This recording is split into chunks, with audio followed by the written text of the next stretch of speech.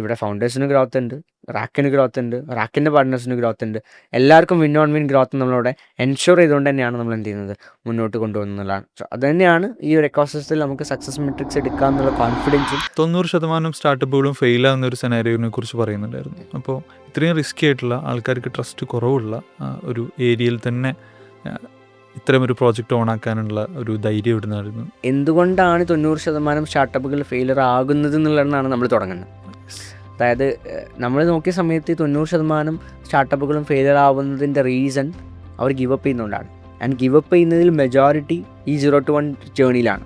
ഒരു initial traction എത്തിക്കുന്നത് അല്ലെങ്കിൽ ഇനീഷ്യൽ റവന്യൂ എത്തുന്നത് വരെ എന്നാണ്. അത് കഴിഞ്ഞിട്ട് പിന്നെ സ്ട്രക്ചേർഡ് ആയിട്ട് പോയിക്കൊണ്ടിരിക്കുന്ന സ്റ്റാർട്ടപ്പുകളെല്ലാം വിൻ ചെയ്തിട്ടുണ്ട്. ഒരു 1:10, ഇപ്പോൾ 90% എന്ന് പറയുകയാണെങ്കിൽ 1:10 റേഷ്യോയിൽ സക്സസ് മെട്രിക്സ് ഒരു സ്റ്റാൻഡേർഡ് റേറ്റ് പോയിക്കൊണ്ടിരിക്കുന്നുണ്ട്. അപ്പോൾ അതിൽ ബാക്കി വരുന്ന 90% സ്റ്റാർട്ടപ്പ്സ് എന്തുകൊണ്ട് ഫെയിലർ ആവുന്നു എന്നിടത്താണ് റാക്കുള്ളത്. അവിടെ എന്തെല്ലാം ഫെയിലർ ചാൻസസ് ഉണ്ടോ അതെല്ലാം അടച്ചു പൂട്ടിക്കൊണ്ടാണ് റാക്കിൽ അത്രയും ഫെസിലിറ്റീസ് നമ്മളവിടെ പ്രൊവൈഡ് ചെയ്യുന്നത്. അല്ലെങ്കിൽ ഏതൊക്കെ ഡിപ്പാർട്ട്മെൻറ്റിൽ ഫെയിലർ വരാവോ എല്ലാ ഡിപ്പാർട്ട്മെൻറ്റും ഇവിടെ പ്ലേസ്ഡ് ആണ്. എല്ലാ ഡിപ്പാർട്ട്മെൻറ്റും ടേക്കപ്പ് ചെയ്യുന്ന എക്സ്പെർട്ട് ടീമാണ്. അതിനുവേണ്ട ആളുകൾ അവിടെ ഉണ്ട്, അതിനുവേണ്ട പ്രോസസ്സുകൾ അവിടെ ഉണ്ട്, അതിനുവേണ്ട ഇൻഫ്ര അവിടെ ഉണ്ട്, അതിനുവേണ്ട എല്ലാ കാര്യങ്ങളും ഉണ്ട്.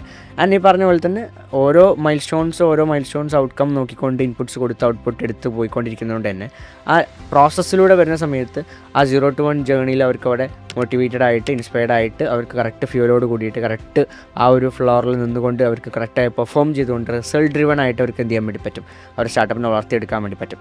സോ ആ 90%-നെയാണ് നമ്മളവിടെ എന്ത് ചെയ്യുന്നത്, ഈ പോർഷനിലോട്ട് വരുന്ന സമയത്ത് റാക്കിൻ്റെ ഫെസിലിറ്റീസ് ആൻഡ് റാക്ക് ഓഫർ ചെയ്യുന്ന end to end structured startup എക്കോസിസ്റ്റത്തിൻ്റെ ഉള്ളിലൂടെ നമ്മൾ ടാക്കിൾ ചെയ്യുന്നത്. ആൻഡ് ഇനിയിപ്പോൾ അതിൻ്റെ അപ്പുറത്തോട്ട് നമ്മൾ ചിന്തിക്കുകയാണെങ്കിൽ ആ 1:10 എന്നുള്ള ആ ഒരു ആ ഒരു മെട്രിക്കിനെ നമുക്കൊരു 5:10 എത്തിക്കാൻ വേണ്ടി പറ്റിയാൽ തന്നെ it's a huge big game changing സാധനം എന്ന് പറയുന്നത്. അപ്പോൾ കാരണം literally gonna change the entire startup ecosystem. കാരണം ഒരു സിംഗിൾ സ്റ്റാർട്ടപ്പ് തന്നെ ഇവിടുന്ന് വളർന്ന് എത്രത്തോളം വാല്യൂഷൻ പോകുന്നത് നമുക്കറിയാം. പിന്നെ ഇതിനപ്പുറത്തോട്ട് നമ്മളിതിൽ കുറേ പ്രോബ്ലംസ് ഫൈൻഡ് ചെയ്യേണ്ടായി. കാരണം ഒരു സ്ട്രക്ചേർഡ് ആയിട്ടുള്ള എക്കോസിസ്റ്റം ഇല്ല എന്നുള്ളത് കൊണ്ട്. കാരണം ആക്സലേറ്റേഴ്സ് ഉണ്ട്, ഇൻക്യുബേറ്റേഴ്സ് ഉണ്ട്, കോവർക്കിംഗ് സ്പേസസ് ഉണ്ട്, ഫണ്ടിങ് കൊടുക്കുന്ന VCs ഉണ്ട്, ഇതെല്ലാം സ്കാറ്റേഡ് ആയിട്ട് കിടക്കാം. ആൻഡ് ഇവരെല്ലാം കൂടി ഒരുമിച്ച് നിന്നാൽ പോലും ഈ പോസിബിൾ ആയിട്ടുള്ള രീതിയിൽ ഈ പറഞ്ഞ സർവീസുകൾ ഇന്നോസ് ആയിട്ട് കിട്ടി ക്രോസ് മോണിറ്ററിങ് നടത്തി ഇവരെ കൊണ്ടുവരിക എന്ന് പറയുന്നത് പോസിബിൾ അല്ലാത്തൊരു മോഡലാണ്.